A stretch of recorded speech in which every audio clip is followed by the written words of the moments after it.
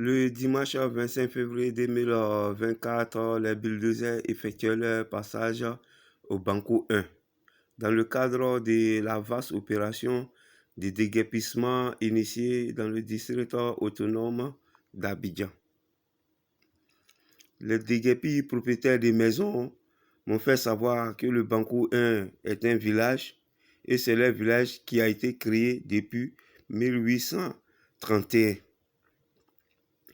Les habitants étaient les gourous dont le père de Boga Yapi fut l'un des chefs de ce village. Les Akis se sont installés au bord de la lagune en 1895. Donc, c'est-à-dire que les habitants étaient les gourous et les Akis. C'est pour cette raison que l'école qui s'y trouve est appelée Agban Ati. Et c'est dans ce secteur se trouvait aussi Agban Marché. Comme le dit dans la chanson du père Daouda le sentimental, Baka rouler, rouler, moi je descends Agban Marché. Ils disent que c'est dans leur village. C'est Agban Marché là, se trouvait là. L'autoroute qui se trouve juste au-dessus du village, la construction a débuté en 1975. Et c'est cette autoroute qui a emporté une partie du village. Donc, les populations qui étaient dans l'emprise de l'autoroute ont été relogées. Et c'est ce qui a donné naissance à Banco 2. Donc, eux qui n'ont pas été dans l'emprise de l'autoroute sont restés sur place. Ils sont restés sur place. Et ceux qui ont été dédommagés, eux, ont été relogés à Banco 2. C'est pourquoi il y a Banco 1, il y a Banco 2. Et ici, aujourd'hui, les bulldozers sont venus pour les déguerpir et ils considèrent comme c'est leur village qui a été démoli. Et en plus de cela, ils n'ont pas été dédommagés. Ils n'ont pas été relogés. Et c'est le seul héritage que les ancêtres les ont laissé. Ils ne savent pas où aller, ils n'ont pas les moyens. Ils ne sont pas contre le développement, ils ne s'opposent pas au développement.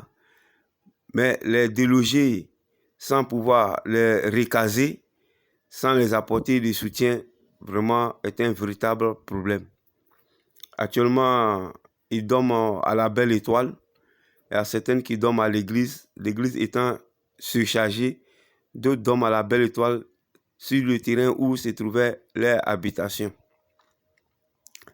Donc, ils profitent de cette vidéo pour lancer un appel aux dirigeants pour leur venir en soutien, pour leur permettre d'être relogés. Et le fait de dire, ils ont fait savoir que le fait de dire qu'ils sont venus s'installer sous les lampadaires, sous les hautes tensions, cela n'est pas le cas. Il dit c'est en 1978 que les hautes tensions ont été placées. Et les hautes tensions sont venus trouver le village là. Ce n'est pas eux qui se sont installés sous les hautes tensions. Et dans le cadre de l'aide de l'État apportée aux déguerpis, Banco 1 n'est pas sur la liste. C'est-à-dire, ils ont parlé de GESCO, Atekoubé, Boribana. Mais eux, leur village n'est pas sur la liste des personnes qui doivent recevoir de l'aide. Donc, est-ce c'est-à-dire qu'ils n'ont pas le droit d'être là ou bien ils ont été oubliés?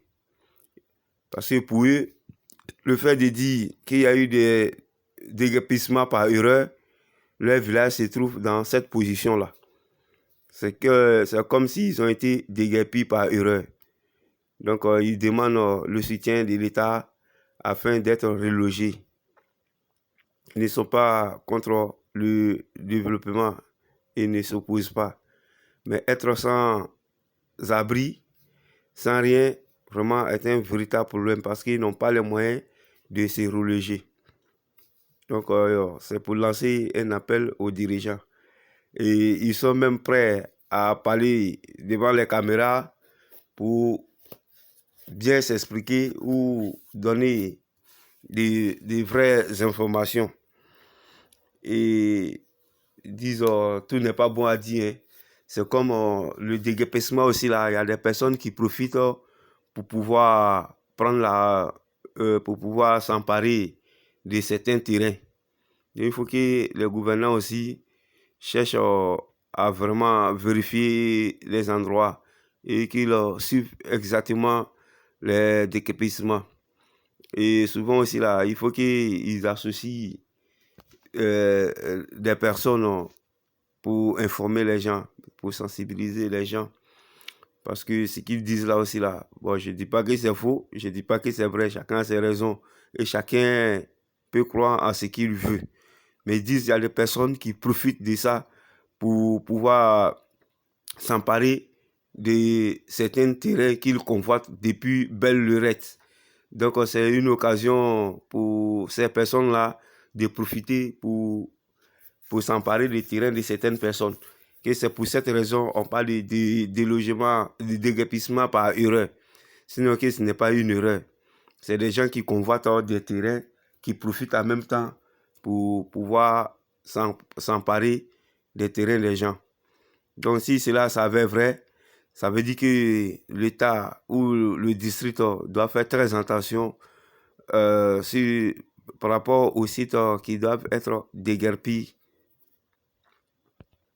Mais actuellement, le site est en train d'être nettoyé. Ça, c'est la version des habitants propriétaires des maisons sur le site que je viens de vous conter.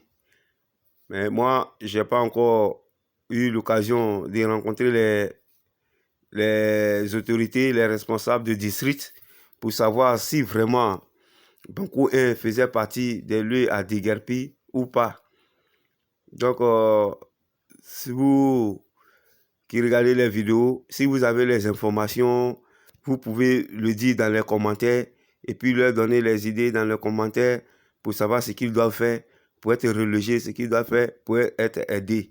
Donc, à vous de donner vos idées, vos pensées et vos suggestions dans les commentaires afin de les guider comment trouver une solution à leurs problèmes.